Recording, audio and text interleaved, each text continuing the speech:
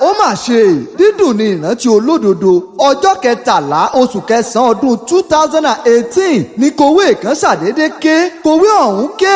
ọ̀hún ò lè hà ikú wọlé wẹ́rẹ́ ó mú bàbá eré lọ ó pé ọdún 4 gẹ́rẹ́gẹ́ tí bàbá wa pàájú ẹ̀ Olúṣọlá Òjó filé ayé òun òsì ẹ̀sẹ̀ yìí sílẹ̀ gba ọ̀run alákejì lọ pa Olúṣọlá erinwo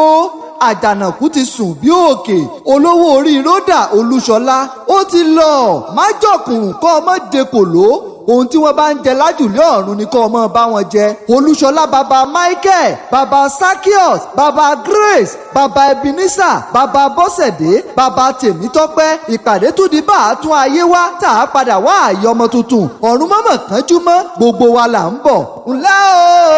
o ọmọ ìjẹmọ́dù ọmọ alágàdá ogun omi kì í jà ń mu ní ìjáwẹ̀ sí ilé bàbá tó bí ọlọ́mọ ọmọ ẹlẹ́gà rí ṣàgbá o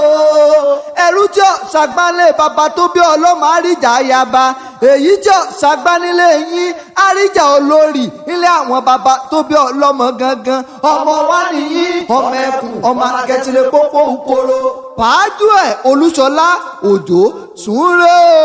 o olùkéde Tèmítọ́pẹ́ fún gbogbo ẹbí.